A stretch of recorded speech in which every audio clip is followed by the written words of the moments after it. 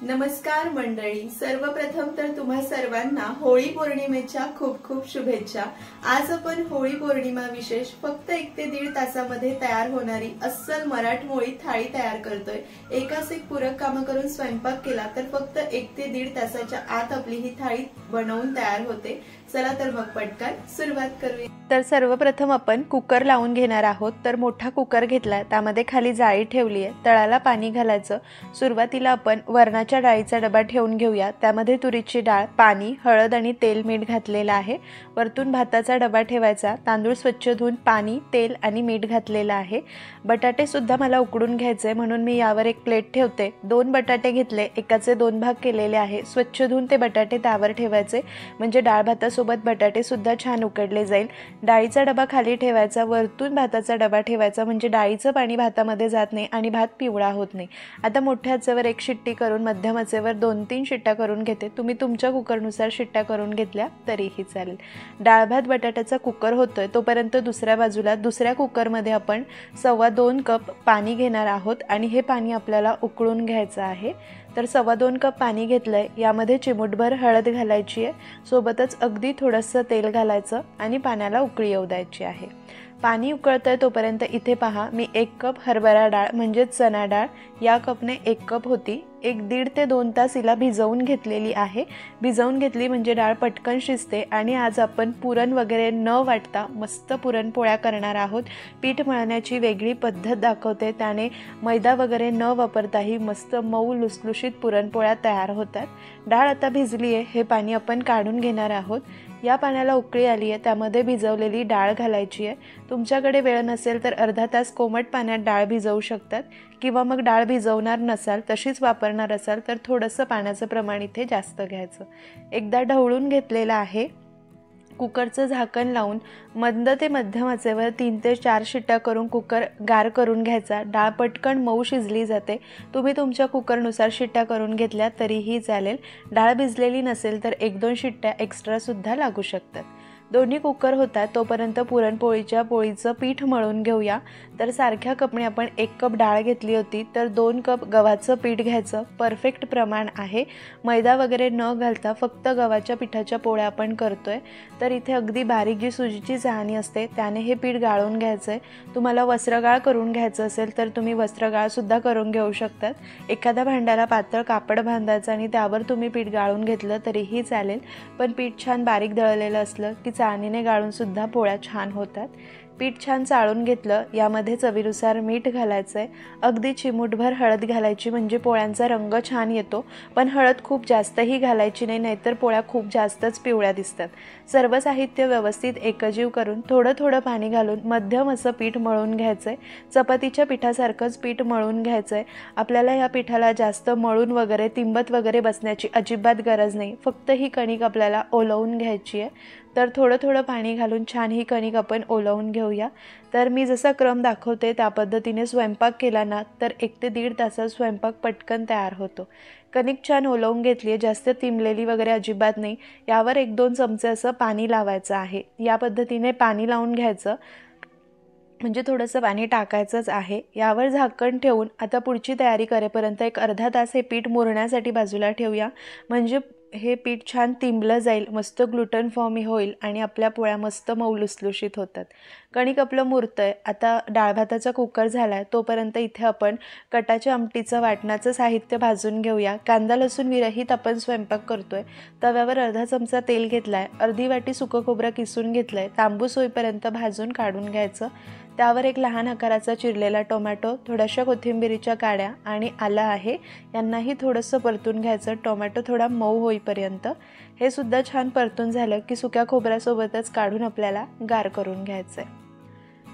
तर वाटणाचं साहित्य गार झालं, मिक्सरच्या भांड्यामध्ये हे साहित्य काढून घ्यायचं। सुरुवातीला पाणी न घालता आणि नंतर थोडंसं पाणी घालून वाटण तयार करून घेतलं। आता इथे आपला डाळ भाताचा कुकर झालेला आहे, उघडून बघूया। सुरुवातीला पाहायचं बटाटा अगदी मऊ शिजलेला आहे। असा कुकर असला की आपली कामं झटपट होतात, नसेल तर तुम्ही वेगवेगळं शिजवून घेऊ शकतात, फक्त थोडासा वेळ जास्त लागतो। भातसुद्धा परफेक्ट झाला आहे, अजिबात डाळीचं पाणी त्यामध्ये आलेलं नाही, मस्त पांढरा शुभ्र भात झाला आहे। डाळसुद्धा छान शिजलेली आहे। डाळ आपल्याला उकळून घ्यायची आहे, त्याआधी एका भांड्यामध्ये काढून तिला घोटून घ्यायची आणि कन्सिस्टन्सी ॲडजस्ट करण्यासाठी पाणी घालायचं। मीठ आणि हळद तेल मी आधीच घातलं होतं म्हणून आता काहीच घालणार नाही, फक्त ही डाळ गॅसवर ठेवून एक 5-7 मिनटं छान मंद आचेवर उकळून घेते।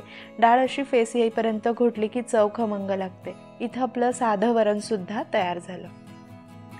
आता आपला पुरणाच्या डाळीचा कुकर झाला आहे, कुकर गार झाला आहे, डाळ परफेक्ट मऊसूत शिजली आहे। फक्त 3 शिट्ट्या मला मंद ते मध्यम आचेवर कराव्या लागल्या।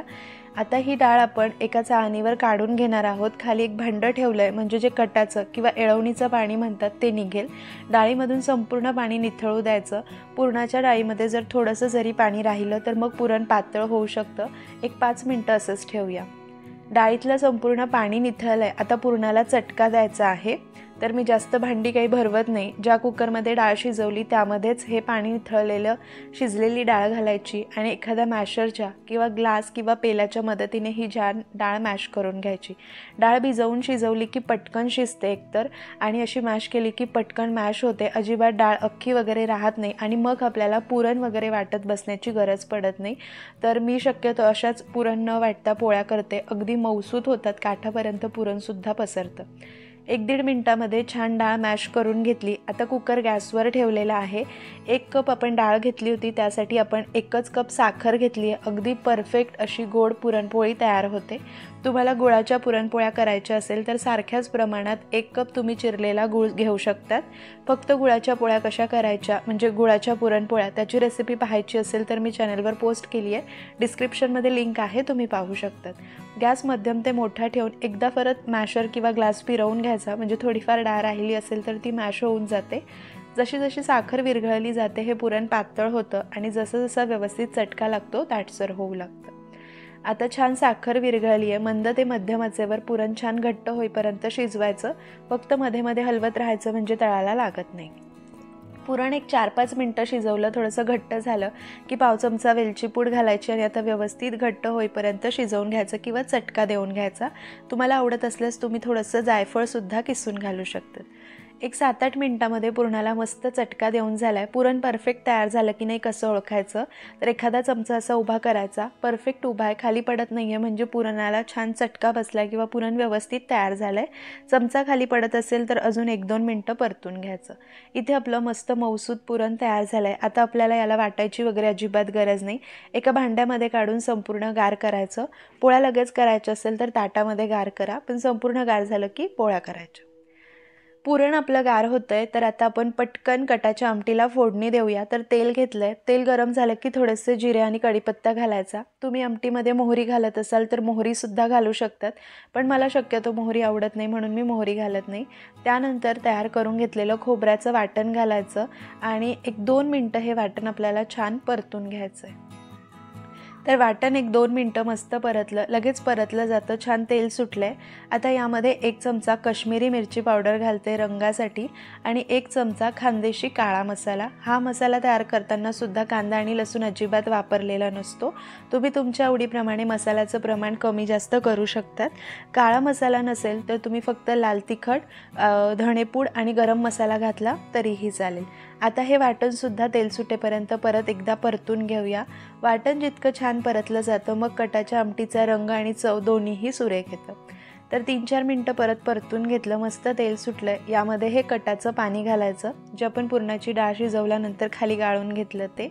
त्यानंतर कन्सिस्टन्सी ॲडजस्ट करण्यासाठी यामध्ये साधं पाणी घालायचं आहे।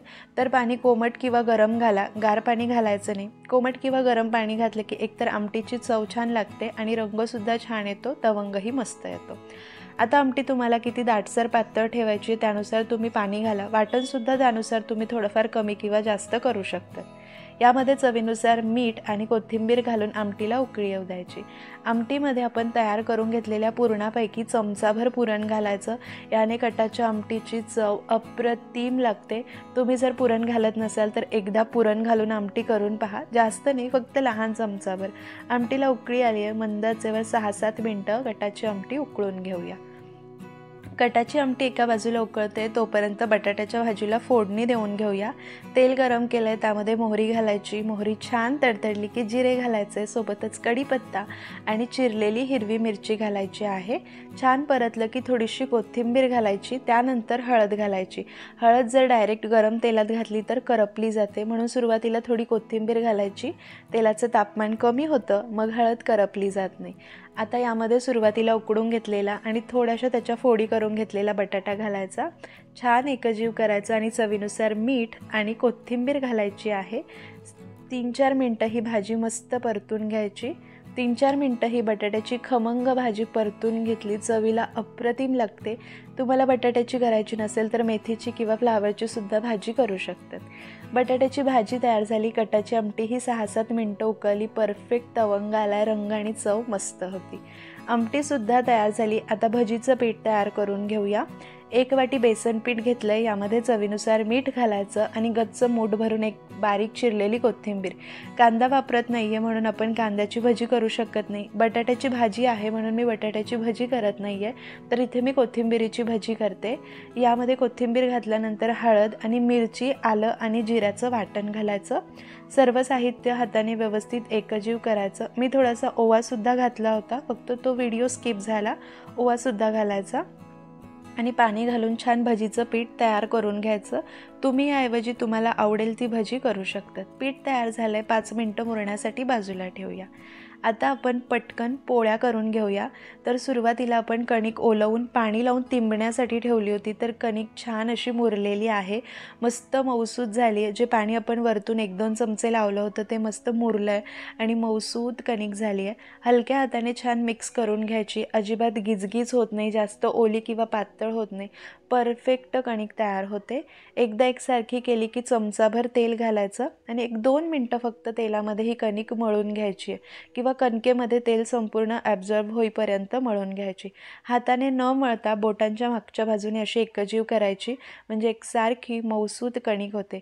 मैदा वगैरे न वापरता, जास्त वेळ कणिक न तिंबत बसता, मळत बसता किंवा जास्त तेलसुद्धा न वापरता मस्त मऊसूत पोळी तयार होते। कणिक पाहू शकता किती परफेक्ट झाली आहे, मस्त ग्लुटन फॉर्म झाला आहे, कितीही खेचली तरी तुटत नाही आहे। अशी कणिक असली ना की मग पोळ्या छान होतात। त्याचे गोळे करून घेऊया। पुरणसुद्धा गार झालेलं आहे, अगदी मऊसूत आहे, वाटलेलं वगैरे अजिबात नाही, फक्त मॅशरने मॅश केलं आहे। गार झालं की पोळ्या करायच्या, गरम गरम पुरणाच्या पोळ्या करायच्या नाही। इथे कणकेच्या दुप्पट आपण पुरण घेतलं आहे, किंवा कणकेपेक्षा थोडंसं जास्त पुरण घेऊ शकतात।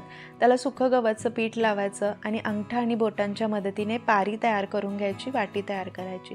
अशी वाटी करता येत नसेल तर लहान पुरीच्या आकारा इतकं लाटून घेतलं तरीही चालेल, पण मी दाखवलं या पद्धतीने कणिक जर तुम्ही मळली तर अगदी नाजूक आणि हलक्या हाताने आपल्याला ही पुरणपोळी करावी लागते। लगेच होते, पारीसुद्धा सहज होते आणि पुरणसुद्धा सहज भरलं जातं। या पद्धतीने कणिक मळून जर पोळ्या केल्या ना तर तुम्ही कणकेच्या दुप्पटसुद्धा पुरण यामध्ये भरू शकतात। इथे माझं पोलपाट लहान आहे ना, म्हणून मी कणकेपेक्षा थोडंसं जास्त पुरण घेतलं आहे, किंवा दुप्पट पुरण भरलं ना आणि पोलपाट मोठं असलं ना, तुम्ही मोठीच्या मोठी पोळीसुद्धा लाटू शकतात। व्यवस्थित गोळा बंद केला, एक्स्ट्राचं पीठ तिथेच चिकटून दिलं। सुकं गव्हाचं पीठ लावून सुरुवातीला हाताने थोडंसं पसरून घ्यायचं, म्हणजे कडेपर्यंत पुरण जातं। त्यानंतर हलक्या हाताने पुरणपोळी लाटून घ्यायची। पुरणपोळी लाटताना 1-2 वेळा तिला उलटून घ्यायची, म्हणजे दोन्ही बाजूने व्यवस्थित लाटली जाते। पाहू शकतात पोळीच्या कडेपर्यंत पुरण मस्त पसरलंय, अजिबात पोळी फाटत नाही। गहू कुठलाही असू द्या, कोणत्याही क्वालिटीचा असू द्या, मी दाखवलं त्या पद्धतीने पीठ मळलं आणि पोळ्या केल्या ना तर तुमच्या पोळ्या पहिल्याच प्रयत्नात सुद्धा परफेक्ट होतील। पोळी छान लाटून घेतली आहे, भाजून घेऊया। तवा छान गरम झाला आहे, त्यावर पोळी घालायची आणि पोळी नेहमी मोठ्या आचेवर भाजायची, पण तवा खूपच पातळ असेल तर मग तुम्ही गॅस मध्यम करू शकतात। पोळी उलटायची घाई करायची नाही, असे भरपूर बबल्स आले किंवा खालच्या बाजूने थोडी व्यवस्थित भाजली की मग उलटायची आणि मोठ्या आचेवरच दुसऱ्या बाजूनेही भाजून घ्यायची। पोळीला जसा खालच्या बाजूने चटका लागतो ती लगेच फुगायला लागते आणि काठोकाठ टम्म फुगलेली पोळी तयार होते. पोळी नेहमी अगदी पातळ लाटायची. मला मोठ्या पोळ्या करता येतात म्हणून मी मस्त मोठ्या मोठ्या करते. तुम्हाला नसेल येत तर लहान लहान पुरणपोळ्या केल्या तरीही चालेल. पोळी भाजत आली की मस्त त्यावर साजूक तूप घालायचं. साजूक तुपातली पोळी चवीला अप्रतिम लागते. जिथून वाफ निघते तिथे थोडासा चमचा लावायचा म्हणजे टम्म फुग्यासारखी फुगलेली गुबगुबीत पुरणपोळी तयार झाली. अशा सगळ्या पुरणपोळ्या तयार करून घेते. आपण तयार केलेल्या पुरणामध्ये साधारण 6 पुरणपोळ्या तयार होतात. मस्त जास्त पुरण भरलेल्या सगळ्या पोळ्या मी या पद्धतीने तयार करून घेते. कणिक छान मळलेली असली आणि पुरण गार झालं ना की पुरणपोळ्या करणं काहीच अवघड नाही आहे, व्यवस्थित तयार होतं. आणि तुम्ही पाहिलंच आहे की मी कणकेला काही जोर देऊन वगैरे मळत बसलेली नाही, जास्त तेल घातलेलं नाही, तरीही पोळ्या मस्त झाल्या. पुरणाच्या पोळ्यासुद्धा झाल्या. आता शेवटी आपण तळण करून घेऊया. तर तेल गरम झालं. सुरुवातीला कुरडई तळून घ्यायची आहे. तुम्हाला आवडेल ते पापडं कुरड्या तुम्ही तळून घेऊ शकतात. कुरडई मस्त तळून झाली. त्यानंतर इथे आपण तांदळाची पापडं तळून घेणार आहोत. तुम्ही जर उडदाची पापडं तळणार असाल तर तेल हलकं गरम असतं तेव्हा सुरुवातीलाच तळा, कारण त्यांना तेल कमी गरम लागतं. त्यानंतर आता भजी करून घेऊया. तर भजीच्या पिठामध्ये आपण सोडा घालणार नाही आहे म्हणून 1-2 चमचे कडकडीत गरम तेल घालायचं म्हणजे भजी हलकी आणि खुसखुशीत होतात. आणि छान भजी सोडून घ्यायची. मोठ्या आचेवरती तळून घेऊया. ही कोथिंबिरीची भजी ही चवीला मस्त लागतात. याऐवजी तुम्ही पालकाची, मेथीची किंवा मूग भजीसुद्धा करू शकतात. आणि कांदा तुम्ही नैवेद्यामध्ये ठेवत असाल तर मग तुम्ही कांदा भजीसुद्धा करू शकतात. भजीसुद्धा मस्त तळली आहे, छान खुसखुशीत झाली आहे. ताट वाढून घेऊया. तर आपलं दूध तयार आहे. सोबत मस्त लाल चुटूक आणि चमचमीत कटाची आमटी, खमंग बटाट्याची भाजी आणि पापड कुरडईशिवाय तर पुरणपोळीचं ताट पूर्णच होत नाही आहे. खुसखुशीत आपली भजी आहे आणि मऊसूत, तोंडात टाकताच विरघळणारी आणि बोटांनी जरी तोडायची म्हटली तर सहज तुटेल अशी मऊसूत पुरणपोळी आणि वरण भात तयार आहे.